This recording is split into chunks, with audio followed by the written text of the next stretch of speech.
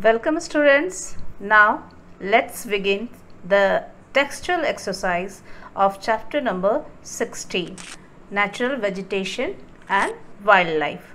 The first question of MCQ is, natural vegetation is classified into three main categories of, the correct answer is forest, grasslands and deserts. Second question is, tropical deciduous forest are also known as, the correct answer is monsoon forests. An example of a tree found in mangrove forest is the correct answer is sundri. Question number 4, the chipmunk is found in, the correct answer is temperate deciduous forest. Okay. Now question number 5. In North America, the grasslands are known as, the correct answer is prairie. Okay. Now come to the second question of the textual exercise, that is, state whether the following statements are true or false and rewrite the incorrect statements to correct them. Okay. The first question is, the tropical rainforests are also known as pampas. It is false. It is known as selvas. Okay, it is false. Question number 2. Savanna is another name for tropical grassland. It is false. It is the savanna is the tropical grassland of Africa. Okay. Rhea is a flightless bird of South America. It is true. The Atacama Desert is located in Asia. It is false. It is located in South America. Okay. It is false. Question number 5. The vegetation in tropical deciduous monsoon forest form a canopy that doesn't let the sunlight reach the floors of the forest. It is false. The correct answer is, the vegetation in the tropical evergreen forest form a canopy that doesn't let the sunlight reach the floors of the forest, isn't it? Now question number 6. Wildlife in temperate grassland of Australia includes marsupials such as kangaroo and emu. It is true. Now answer the following in one sentence. Okay. What is natural vegetation? Natural vegetation क्या है? बिल्कुल easily without human interference के लिए जो grow करता है plants, that is natural vegetation. अब यहाँ पर देखो आंसर क्या है. Natural vegetation is defined as the original and large scale plant cover that grows naturally with the little or no human interference. Okay. Now come to the question number 2. List the factors that determine the type of vegetation in a area. किस factors के कारण जो vegetation है different type के होते हैं. Let us see. The two factors determine the type of vegetation in area are the availability of sunlight and rainfall in that region. Okay.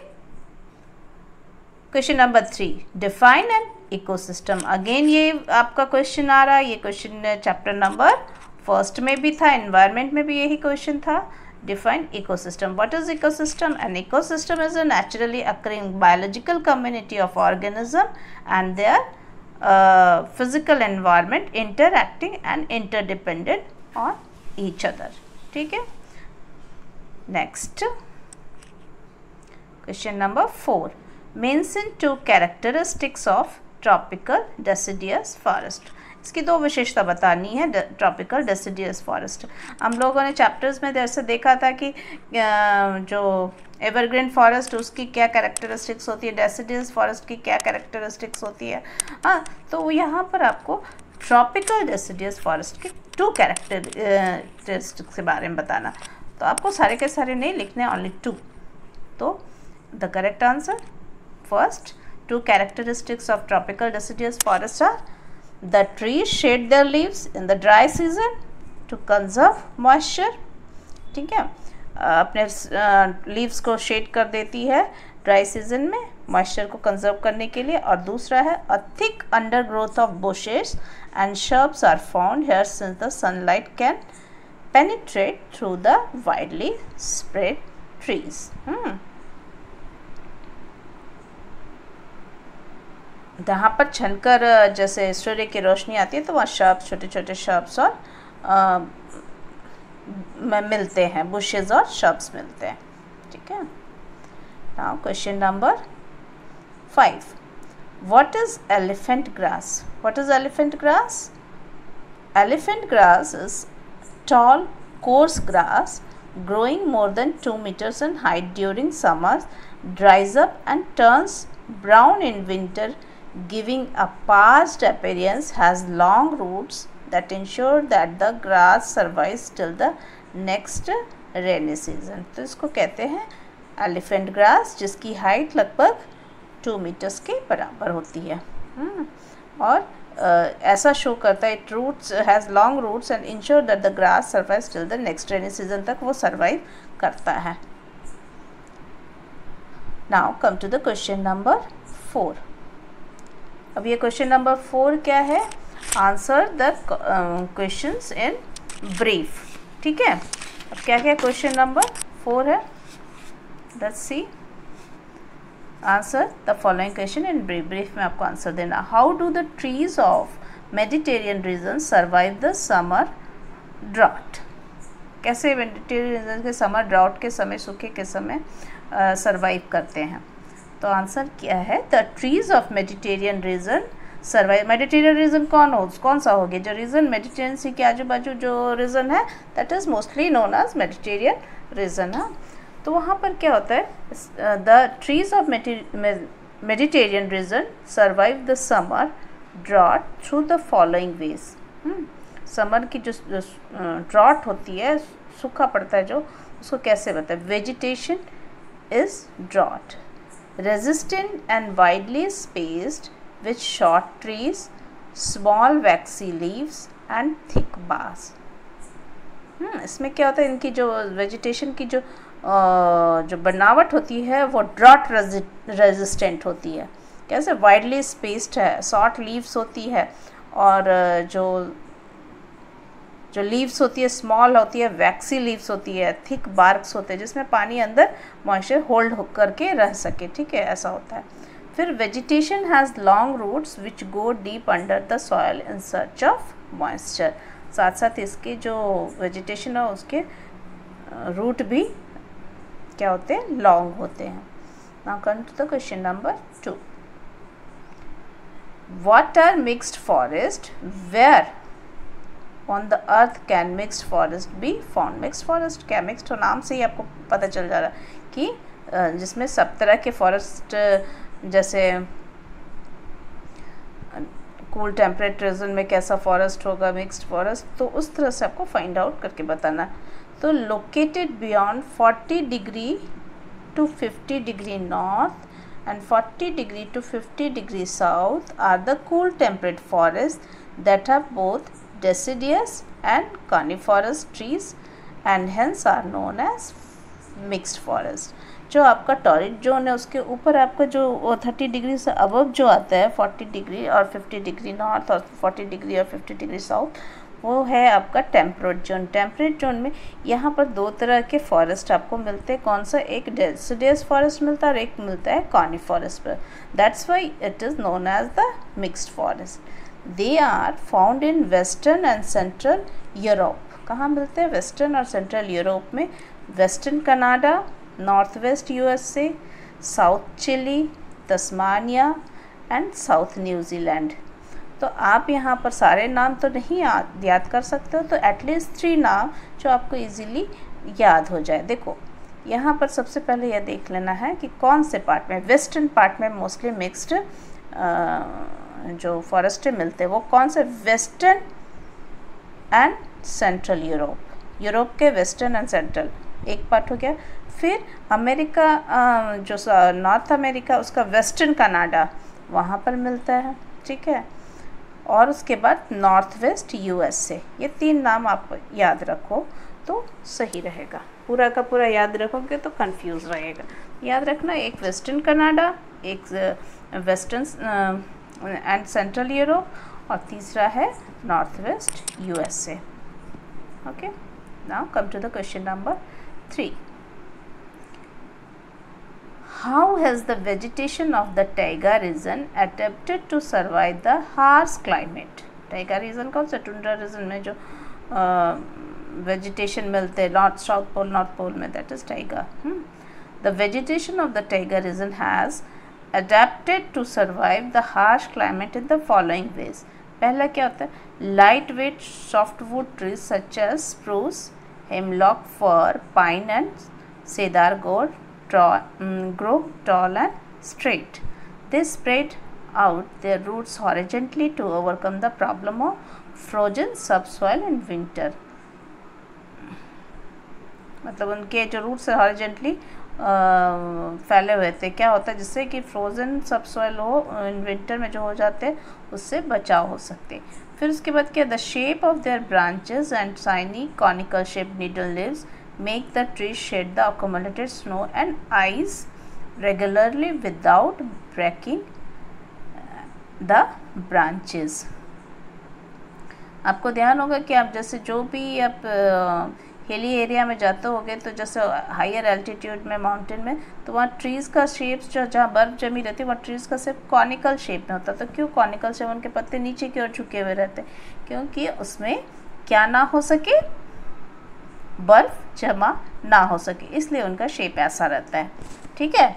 The shape of the leaves also prevent loss of moisture, और वो भी है, एक दूसरी बात और भी होती है कि जो शेप लीव्स का शेप है वो मॉइस्चर को प्रिवेंट्स करता है। Okay, now come to the question number 4. What says for question number 4, write a short note on wild life in tropical grassland. Tropical grassland wild life में आपको लिखना है। तो इसमें क्या, the grassland especially in Africa are home to the richest species of wildlife. ठीक है, Africa का जो ग्रासलैंड है वहाँ पर richest species of wildlife है। Carnivores such as lion, cheetahs, panthers, hyenas, leopards and jackals exist side by side with omnivores as monkey and herbivores like giraffe, zebras, elephants, wild buffaloes, rhinoceros, wild beasts, gazelles, antelopes and a great variety of deer. तो यहाँ पर आपको जो इस grassland में सभी तरह के एनिमल्स पाए जाते हैं, कार्निवोरस, हर्बीवोरस और ओमनिवोरस सारे, ठीक है। फिर flightless bird like the ostrich and rhea are also found here. In order to survive the dry season, animal either migrate to the forest margins or congregate near water holes. क्या करते हैं, dry season ये तो migrate हो जाते हैं, हाँ, और नहीं तो जो वाटर होल्स है कॉन्क्रीट वहाँ पर जहाँ पर वो जमा हो जाते हैं, मिलते मतलब अपना बसेरा बना लेते हैं, ठीक है। Now question number 5, what is, how do the trees of tropical grassland survive winter drought. कैसे सर्वाइव करते हैं विंटर ड्रॉट में, तो यहाँ लिखना है the trees of tropical grassland survive winter drought in the following ways. कैसे, they store water inside their trunk such as the bottle trees और बाओबाब, ये याद रखना, बॉटल ट्रीज, और बाओबाब में वो अपने वाटर को स्टोर करके रखते हैं, उनका ट्रंक इस तरह से होता है। They have small leaves to reduce loss of water such as the acacia. Small leave रहेंगे तो उससे जो उनका जो वाटर है ज़्यादा से ज़्यादा एवेपोरेट नहीं होगा जितने स्मॉल रहेंगे। तो इस तरह से उनकी बनावट होती है, संरचना होती है कि ड्राउट में भी, विंटर ड्राउट में भी अपने को सरवाइव कर सके। Now come to the question number 5, answer in detail.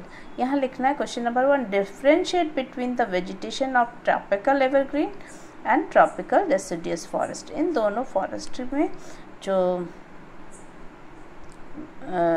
अंतर है वो आपको लिखना है, वेजिटेशन में जो अंतर है वो आपको लिखना है। अब देखो यहाँ पर कैसे लिखा हुआ, आप पार्ट कर लेना और उसके हिसाब से आप करना। पहला ट्रॉपिकल एवरग्रीन फॉरेस्ट और दूसरा ट्रॉपिकल डेसिडियस फॉरेस्ट।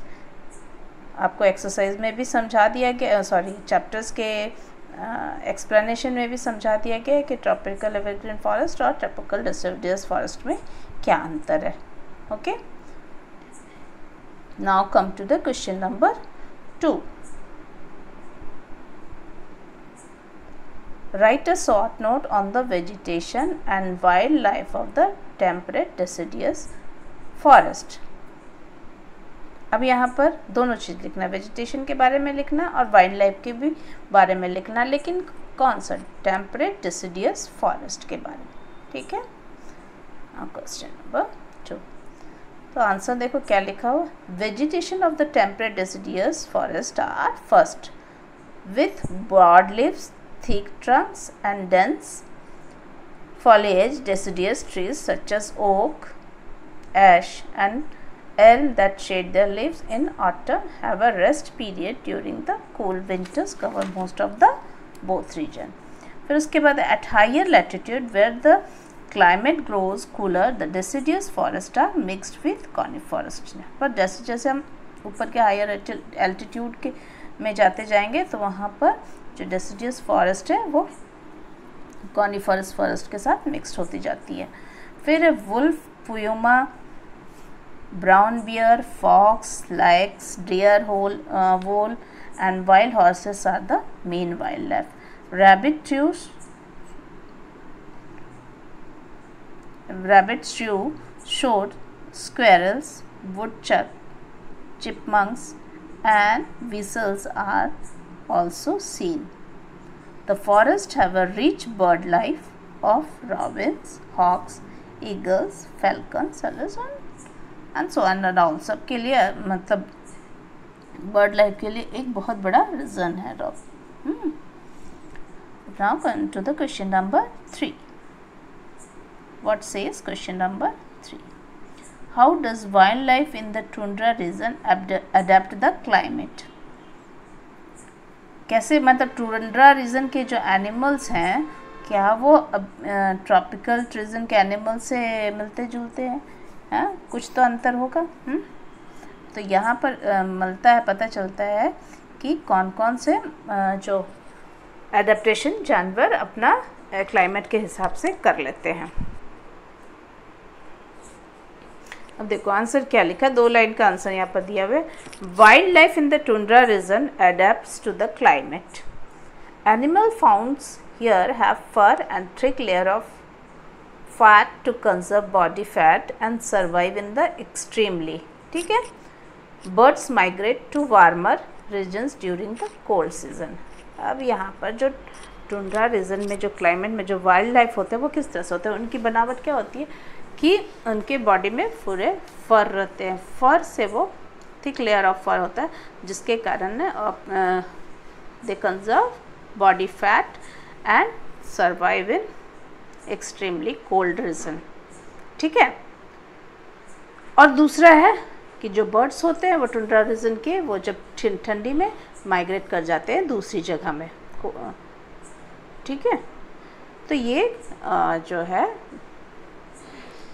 एनिमल्स। अब क्वेश्चन ये भी पूछा जा सकता है कि why there is the thick layer of fat और fur of tundra region, because it prevents from them extremely cold season. ठीक है. Now come to the question number 4. What is question number 4? Why do you think the tropical evergreen forests are dark and damp?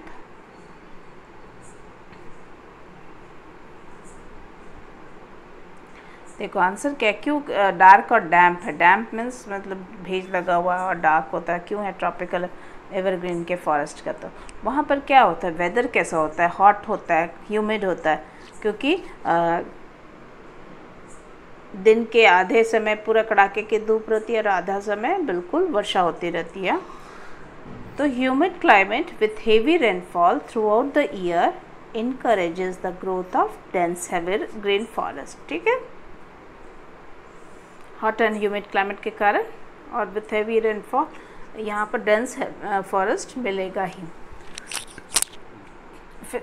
फिर है vegetation is dense and has a layered structure with tall trees. Trees of medium height, shrubs, creepers, grasses, ferns, mosses and fungi. The thin canopy that forms at the top prevents the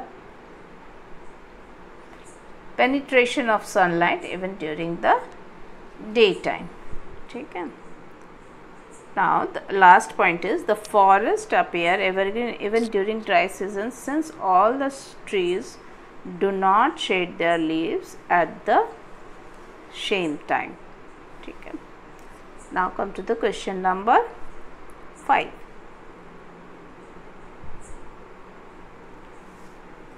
What is the question number 5?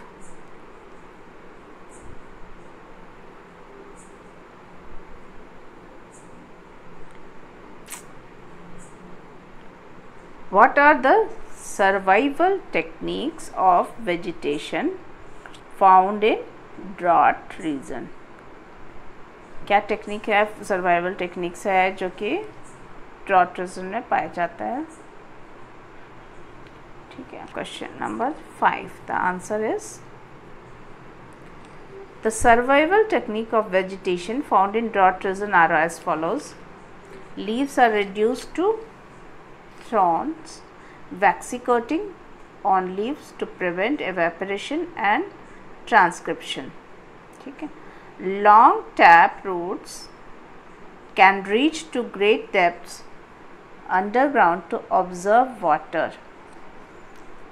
Some are fleshy or so that water can be held within. जो root के जो है long tap root जो है reach to the greater depths of the underground, बहुत नीचे तक जाती है to observe the water.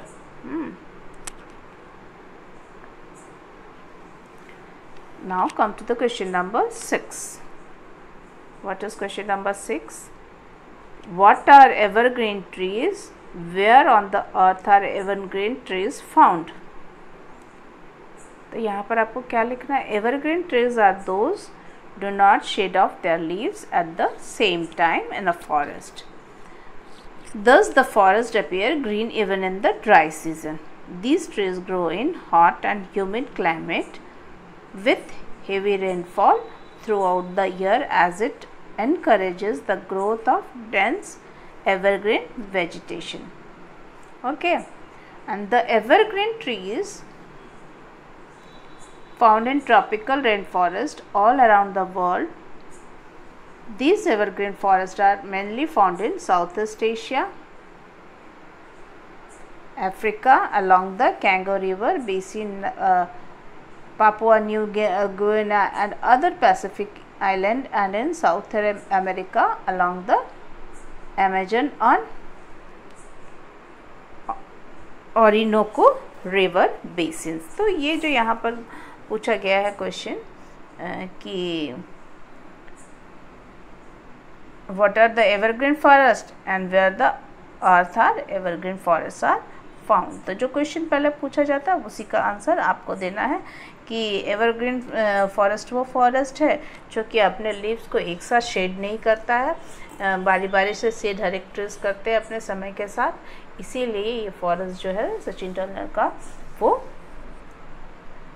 Evergreen forest माना जाता है। ठीक है, तो स्टूडेंट्स ये आपका पूरा chapters explanation of the exercise is over.